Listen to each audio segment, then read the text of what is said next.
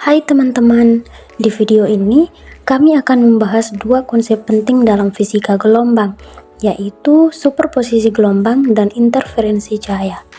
Nah, kedua konsep ini sangat penting karena bisa menjelaskan banyak fenomena menarik yang terjadi di alam loh, bahkan yang kita lihat setiap hari. Kita mulai dulu dari yang paling dasar. Apa sih sebenarnya gelombang itu? Gelombang adalah getaran yang merambat dan membawa energi.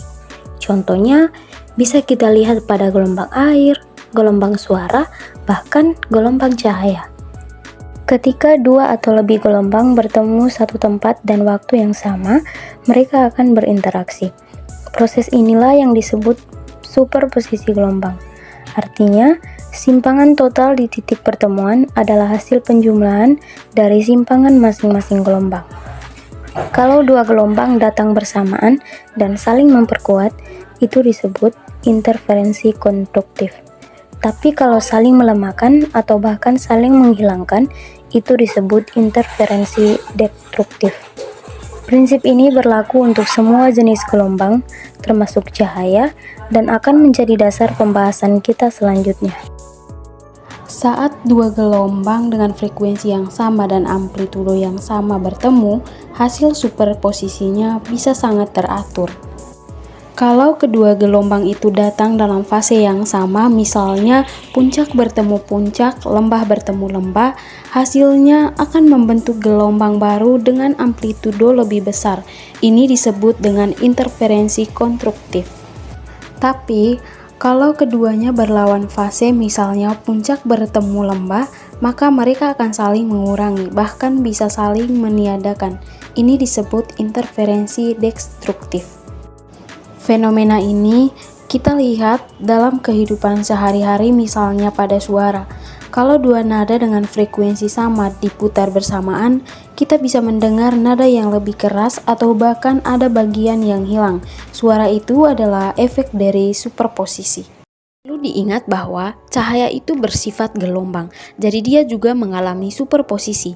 Tapi agar interferensi cahaya bisa tampak jelas, ada satu syarat penting, yaitu dua gelombang cahaya harus koheren. Artinya, mereka mempunyai frekuensi yang sama dan beda fase yang tetap. Misalnya, kalau dua senter biasa diarahkan ke dinding, kita tidak bisa lihat pola interferensinya. Kenapa demikian? Itu karena cahaya dari dua senter itu tidak koheren. Oleh karena itu, pada percobaan ilmiah digunakan satu sumber cahaya yang dibelah jadi dua jalur, misalnya lewat dua celah sempit. Inilah merupakan dasar eksperimen dua celah yang dilakukan oleh Thomas Young. Nah, dengan cara ini cahaya dari kedua celah jadi koheren dan menghasilkan pola terang gelap di layar yang merupakan bukti kuat bahwa cahaya memang mengalami interferensi. Pola terang dan gelap yang terbentuk dalam percobaan dua celah Young ternyata bisa dihitung secara matematis. Yuk kita lihat bagaimana caranya. Bayangkan ada dua celah sempit yang diberi cahaya koheren. Cahaya dari dua celah ini akan menyebar dan bertemu di layar. Titik-titik pertemuan gelombang ini bisa saling menguatkan atau meniadakan, tergantung selisih jalur yang mereka tempuh. Nah, untuk interferensi konstruktif atau terang, selisih lintasan antara dua gelombang harus delta L sama dengan M lambda, di mana delta L adalah selisih lintasan dua gelombang, M adalah orde interferensi 0, 1, 2 dan seterusnya, lambda merupakan panjang gelombang cahaya. Nah, untuk interferensi destruktif gelap, selisih lintasannya harus delta L sama dengan M ditambah 1/2 lambda. Tapi bagaimana kalau kita ingin tahu posisi garis terang di layar? Nah, di sini kita pakai pendekatan geometris. Y sama dengan M lambda L per D, di mana Y jarak garis terang ke pusat pola, L jarak celah ke layar, D jarak antara kedua celah, lambda panjang gelombang. Nah, dari persamaan ini kita bisa lihat semakin besar panjang gelombang atau semakin jauh layar dari celah, maka jarak antar garis terang akan makin lebar.